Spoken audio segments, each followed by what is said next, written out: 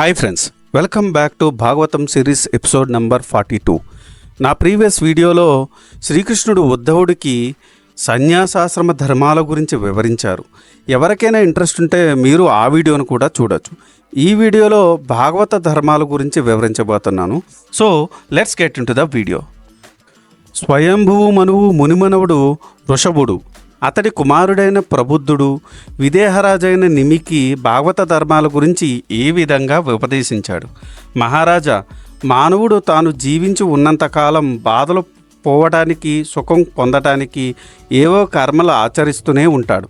తాను కర్మల ద్వారా విశేషంగా సంపదలను ఆర్జించి తాను కోరినవన్నీ అనుభవించాలనుకుంటాడు. అలాగే యజ్ఞ యాగాది కృతువులను ఆచరించి తద్వారా స్వర్గలోక సుఖాలు పొందాలని వాంఛిస్తాడు. అయితే మానవుడు తాను అనుకున్నవన్నీ పొందుతాడా అంటే లేదు. సుఖాల రూపంలో కనిపించే దుఃఖాన్నే పొందుతున్నాడు. కర్మల ద్వారా అతడు పొందే సుఖాలన్నీ శాశ్వతమైనవి కాదు, అన్నీ నశింపజేసేవే. అయితే శాశ్వత సుఖాన్నిచ్చే సాధన ఏది అంటే ఒక సద్గురువును ఆశ్రయించి భాగవత ధర్మాలు ఆచరించటం. దీనికి మొదటగా చేయాల్సింది ప్రతిరోజు కొద్దిగా తన ఆయుర్దాయం క్షీణిస్తున్నప్పటికీ తన శరీరం, భార్య, బంధువులు, పుత్రులు, సంపదలు వాటి మీద మమకారాన్ని వదులుకోలేక సంసారాంధకారం పడిగొట్టుకుంటూ దేహమే గొప్పదని భావిస్తూ దాన్ని సుఖపెట్టాలని నిత్యం ఎన్నో యాతనలు పడుతూ దైవం గురించి విస్మరించే మూర్ఖులతో సహనం తక్షణమే మానుకోవాలి. భాగవత ధర్మాలు వివరణ ఇలా ఉంది.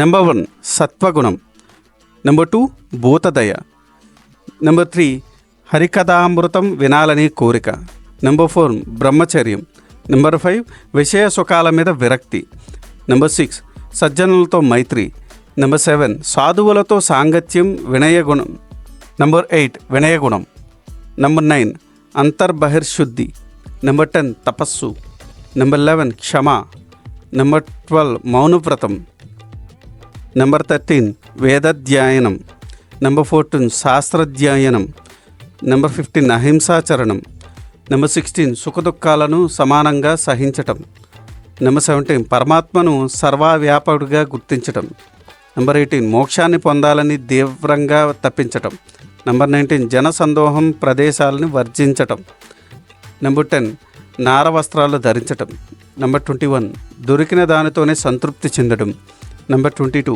వేదాంత శాస్త్రం మీద మక్కువ కలిగి ఉండటం, నెంబర్ 23 ఇతర దేవతల్ని నిందించకుండా ఉండటం, నెంబర్ 24 త్రికరణ శుద్ధిగా ఉండటం, నెంబర్ 25 సత్యవచనలే పలకటం, నెంబర్ 26 సమధమాది గుణాలను సాధన చేయటం, నెంబర్ 27 తన ఇల్లు, వాకిలి, క్షేత్రం, భార్య, పుత్రులు, సంపదల్ని శ్రీహరికే సమర్పించడం, నెంబర్ 28 శ్రీహరి భక్తులు కాని వారి దగ్గరకు వెళ్లకుండా ఉండటం. ఇవన్నీ భాగవత ధర్మాలు.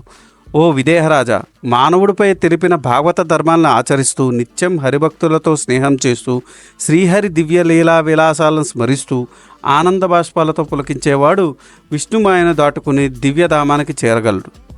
సో ఇది ఈనాటి వీడియో. మరిన్ని ఇంట్రెస్టింగ్ వీడియోస్ కోసం మీరు చేయాల్సిందల్లా మా ఛానల్ సబ్స్క్రైబ్ చేసుకొని బెల్ నోటిఫికేషన్ ఆన్ చేసుకొని పెట్టుకోండి. ఈ వీడియో కనుక నీకు నచ్చితే do like, share and subscribe. Thanks for watching. జై సనాతన ధర్మం.